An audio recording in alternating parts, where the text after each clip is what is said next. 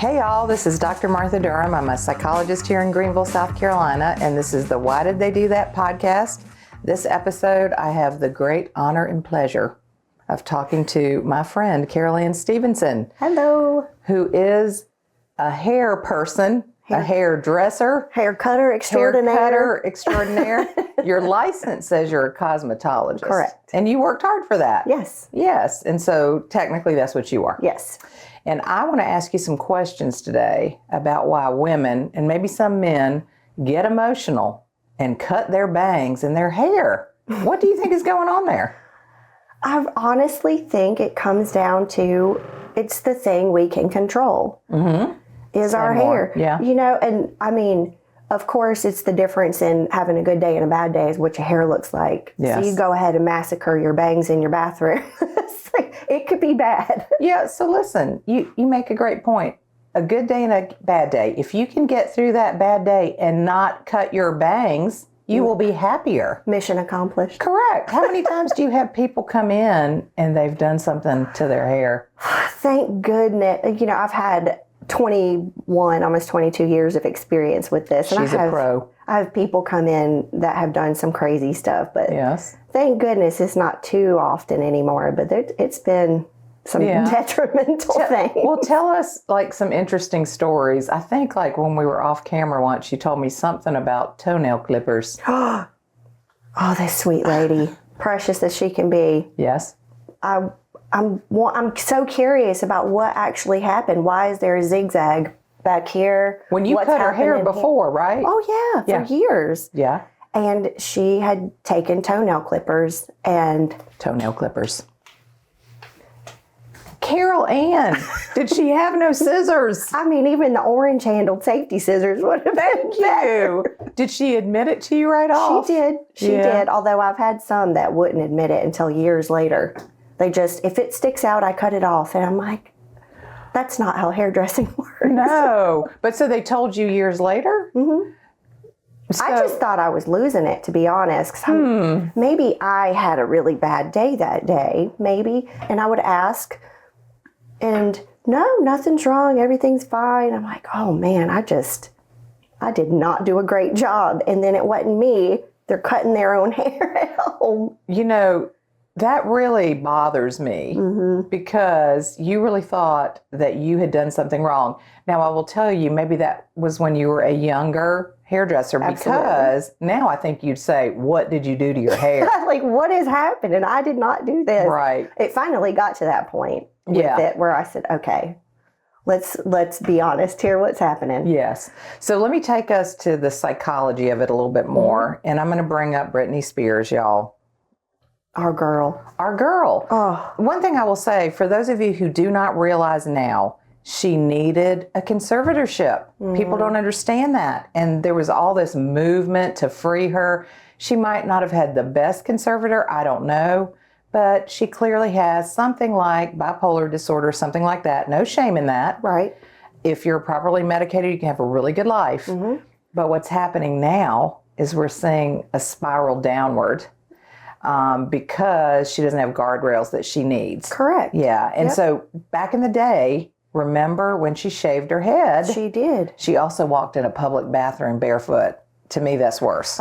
Shave your head, girl. Don't shave do your that head. Again. But what did you think about that back then? Well, it's like I said in the beginning, it goes back to, that's the only thing that probably she felt like she had any kind of control over. She can't control her finances, her own decisions. Right. She went ham on those freaking paparazzis with the umbrella. I think that was all the same evening. Yeah. And it's like, she could control her hair. Watch this. Yeah. This also happens with food. A lot of people don't realize, like with the eating disorders, I'm going to take a little tangent, that it's not the food. Oftentimes, it's control of something. Right. So if your life feels over-controlled or out of control, you can control what you put in your mouth. You can control what you don't put in your mouth. You can control what your bangs look like. Now, you're going to regret it right after. Yeah. And after the cupcake, too. Okay. But it is control. What can I do in my life? Yep. Right? I remember another little story you told me once about you with red hair. Myself personally? Yes. Oh, yeah. Tell me about that. That was a good time. And a haircut. And this was also younger me. Yes. How much younger? Like you said, you've been doing this 21 years. I was probably 25, 24, 25, something like that. So cute and little short. Still cute. Short hairs. But I had a guy I was dating. He told me that he didn't like my hair short and red. So I came out looking like Peter Pan. Yes. It was shaved on the sides. It was bright red could be. Yes, I bet you really rocked it. Well, I mean, you got some style. I turned it into a look for sure. I bet you did. Did you have your hair like that when you met him, or did you do it after he said, I don't want it that way?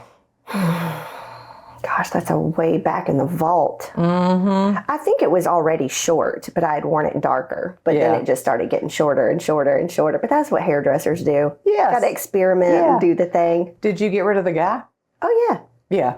So you washed that man right out of your hair? That's right. That's right. I have my massage therapist, actually, who's going to do one of these episodes for us. And she was telling me a story about somebody she was dating. He was a nice guy. It probably wasn't going to work out. He was a nice guy, but it wasn't going to work out. And one of the reasons it wasn't is she said, I'm going to get a bob, okay, which is kind of like mine. And he thought that was short. And he said, oh, please don't cut your hair. And she was like, that's it. That's the last straw. Listen, a woman or a man, a person who changes their hair is about to change their life. Yes. I heard that a long time ago, and that has stuck with me big time. And that is what she did. Mm-hmm. She got that bob. She lost that man. And the man was not named Bob. And shedding 200 pounds right there. That's right. She lost that 200 pounds. And you know what's really funny is she grew her hair back out. So I'm like, girl, I think you just wanted to lose that guy. Could be. You got that bob to lose that guy. Well, that's like my hair right now. As much as it can be about controlling something, I think sometimes we develop some kind of emotional attachment or like a period of time in your life where we're just kind of maybe stuck there emotionally or something. And it's just you kind of hold on to things. So it can be that way too, I think. So were you talking about, the Karen bump? Now if you got a bump in the back, you remember how popular those were? Oh, yes. And now if you got a bump, y'all, people think you're a Karen, okay? Don't have the bump. Well, and rightly so, because isn't that about that John and Kate plus 8 show? Yes! Oh, boy. Kate had a bump. She's a different breed of human being. She kind of is a Karen, isn't she? She is. She's turned into that. But I think what you're talking about is kind of getting stuck in a look that you had, which is also psychological. Yep. You'll see I love these makeover things. I'm a human expert and a psychologist, and I just love studying people. And you'll see these things on TikTok, which I know is your favorite. Absolute. TikTok, Instagram, all the social media, where you'll get someone and they look like just rode hard and put up wet, right?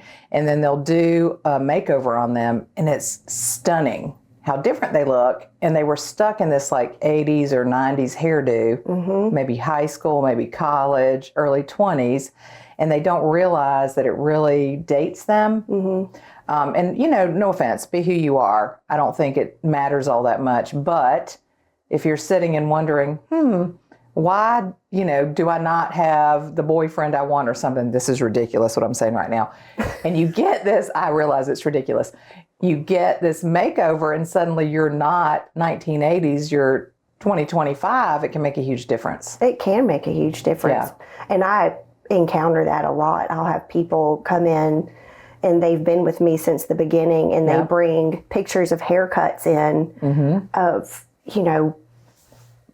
sometimes 15, 20 years ago. And it's like, baby, we don't have the same, you're not the same person. Yes. Like, this is not the same face. This is not the same energy. You've been through so much in your life. Like we said, shed that. Get rid of it. Let's move on. I actually love that perspective. I was being sort of shallow when that's what I felt like. But you're actually making a really good point. You're a different person.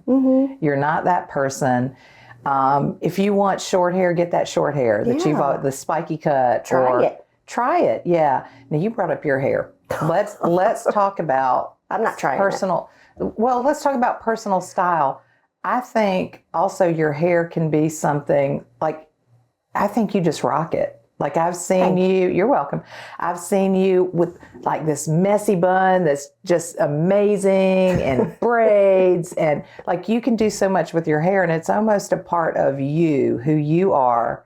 And it says something about you that I love, like your personality's out there. Like, what do you think about that? Wild child. Yes. I do. Like, I love my hair. It's easy. It dries and it's nice. Yeah. And if it's not nice, it's still fine. Yes. It's just whatever. Yeah. But, oh shoot, I had a train of thought. Forgot where I was going with it. Was it about personal style? Thank you. Yes. I have been on cruises and events and places and my hair is always down and wild and crazy and it can for a lot of people and become like a signature almost. Yes. Because I've been around the same group of people and had it in a big braid. Yes. And nobody recognizes me. Yeah. If it's not down. It's kind of weird. That's really cool though. So you can also change everything about yourself by how you do your hair. Yep. Right? I've walked up to one person it's just a casual, hey friend type of relationship, nothing huge. Yeah. But walked up to this person and said a familiar line that we always say to each other. And he looked at me like I had three heads because he didn't recognize who I was he until was used to that mane. I could see when it clicked in. When I was walking away, I could see the moment. He's like, oh, yeah. Wait a minute. You know, it'd be really cool because I've noticed this. Like, if he didn't recognize you and treated you differently. Oh. Right? Because I've had situations, and this is very important and instructive for me. If somebody doesn't know who I am or doesn't recognize me and they have a different personality or a different way they're interacting, that tells me something. Like how you treat a waiter, how you treat somebody checking your groceries, how you treat your psychologist. If that's different, that's fascinating for me to see, and it tells me something that maybe we have some work to do.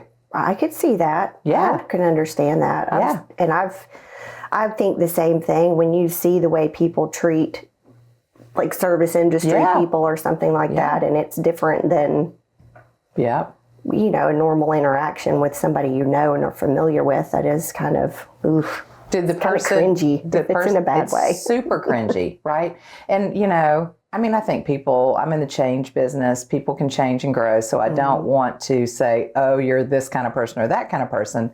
But it really does help you see where work probably needs to happen. Consistency of personality. And we're linking that to hair. Yeah. Your hairstyle, right? Yep. How often do you change yours? I don't. Yes, you do. I've seen you change it. My style, well, I guess styling different. Yeah. But you thought I meant cut. Yeah.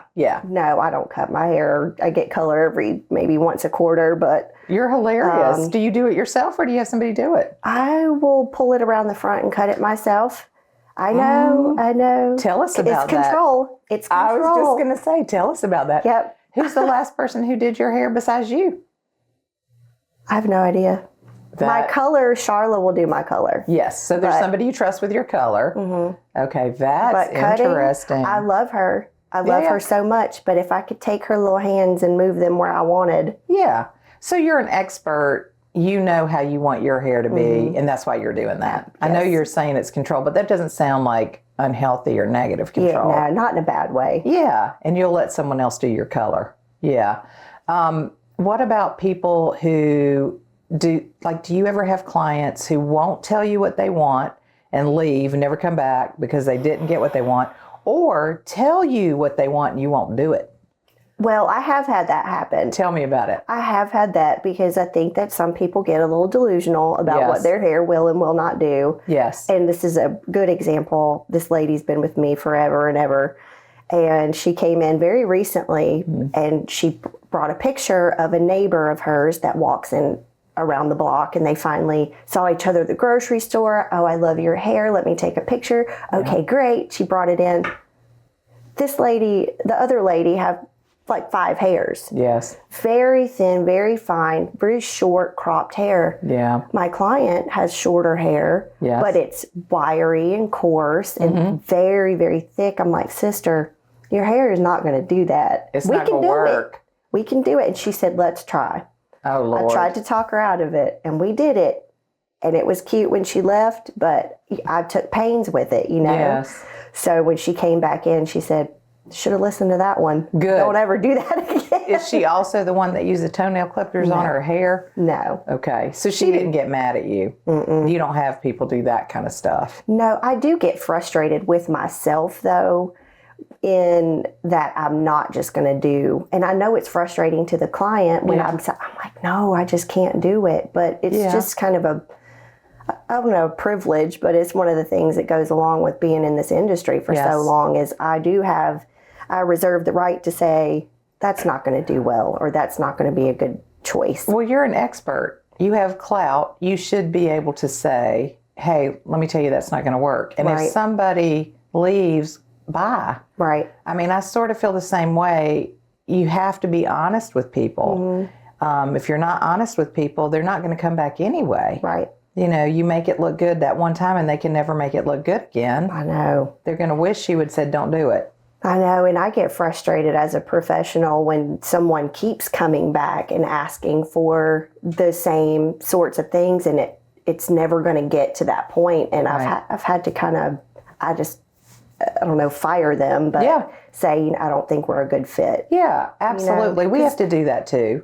Because as frustrating as it is for them to go home every day and not be able to do their hair, it's frustrating for me because I can't get them to where they're happy. Right. And so let's go back to this idea of you have a license, which means you have some expertise, you have to do continuing education, and that includes a lot more than just what hair looks like. Right. That includes some really serious kind of medical stuff. It can, for sure. Yeah, so you have another part of your business, which is a head spa. Yes.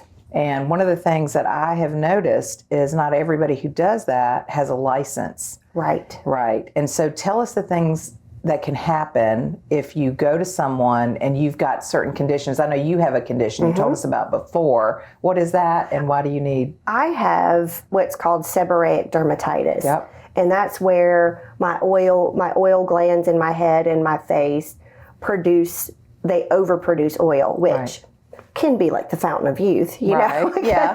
You can look younger. The oils and stuff, it prevents dehydration and things. Yeah.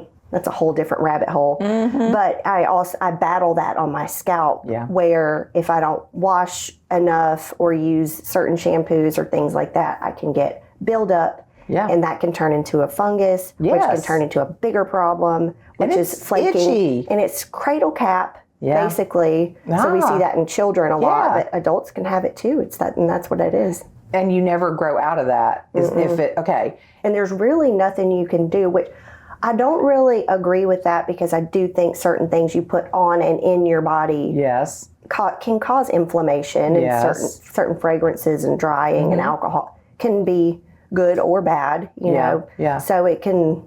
I think there are ways to kind of control it, but stick a pin in that because I want to go back to what you put in your body. Back to the idea of seborrheic dermatitis. Yes. So if you go to somebody at a head spa who doesn't understand all that because they don't have a license, they don't get the education, can they do damage to you and your scalp? Yes. Yeah. Because some of and I use the word plaque, but it's not psoriasis. It's just buildup. Yeah. Because some of those, it can be open underneath those plaques. And so it can burn. It can cause even more dryness and itching. It can hurt. It can make it worse. That. Yeah. Can you pass on, you said you can get a fungus. Can that then be passed on if they don't use proper techniques and if you don't sanitize your tools and your bowls? Yeah. I mean, all the filters and everything that are in those beds with the water halos and everything like that's got to be cleaned out because you can really you can injure somebody by giving them some kind of weird fungus or other kind of her license matters. Licenses and regulation matter for reasons like that. Absolutely do. Okay, let's unpin this idea of what you put on your skin and your scalp. Like I'm just recently, let's say the last 5 years, and I know I'm late to the game, okay? The last 5 years, I'm starting to understand what you put on your skin goes into your body. Yeah. What you put on your scalp, obviously, your skin, it goes into your body. Yep. And so you see all these product lines that are organic. Do you try to use those?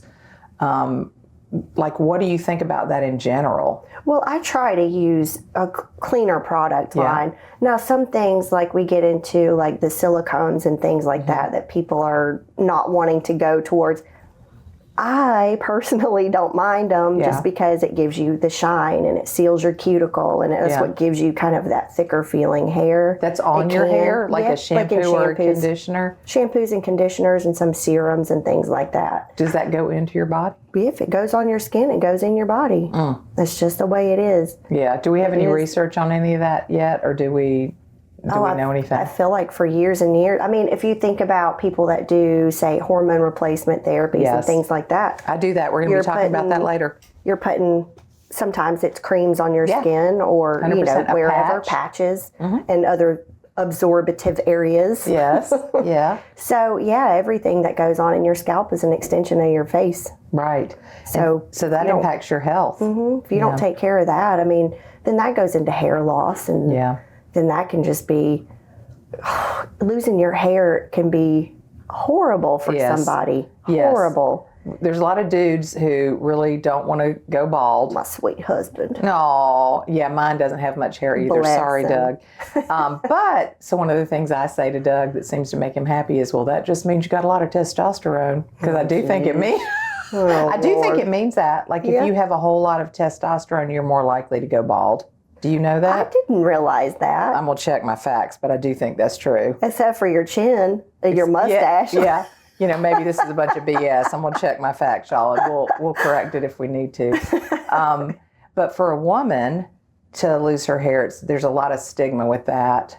We have things like alopecia, where stress can make you lose your hair, but it's also a medical condition, I think. Autoimmune. Yep. Or you can have traction alopecia too, which is where it's too much actual traction, pulling and tension on the hair, and you can pop it off. So people that wear extensions, if they're not done properly or they wear them too long, things like that. Then you got other things like, trichotillomania, where people pull their hair out and eyelashes. That is an OCD so OCD is an anxiety spectrum disorder, and that's in there. Yep. That also goes with skin picking. Yep. So pulling and skin picking. I'm bad about that one.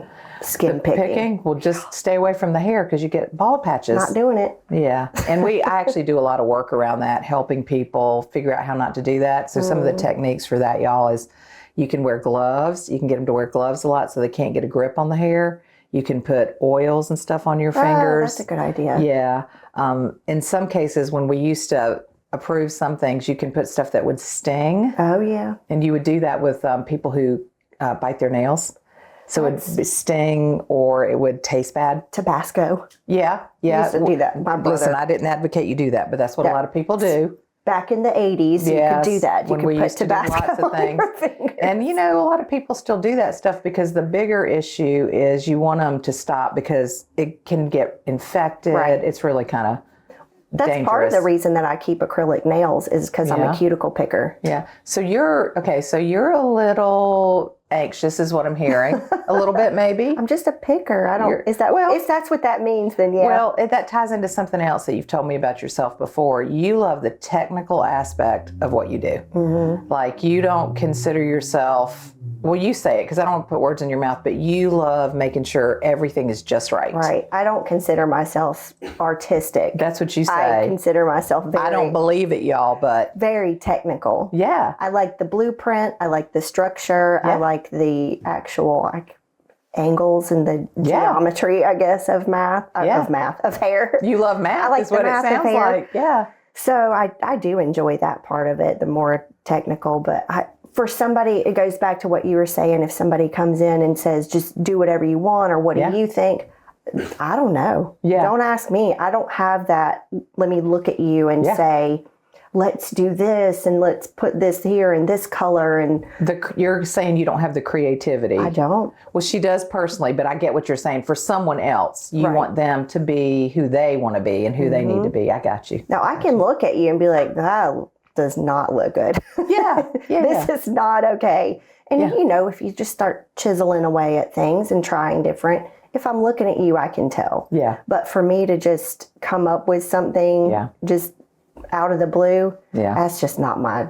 You want them to be an individual. Not my thing. Yeah, to tell you what they want. Mm-hmm. I could talk to you forever.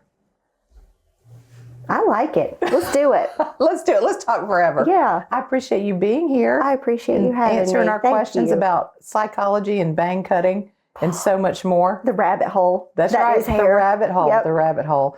Y'all, thank you to Carole Anne for being here, answering our question about psychology and cutting your hair yourself, which you should not do. Do not do this. Don't do it.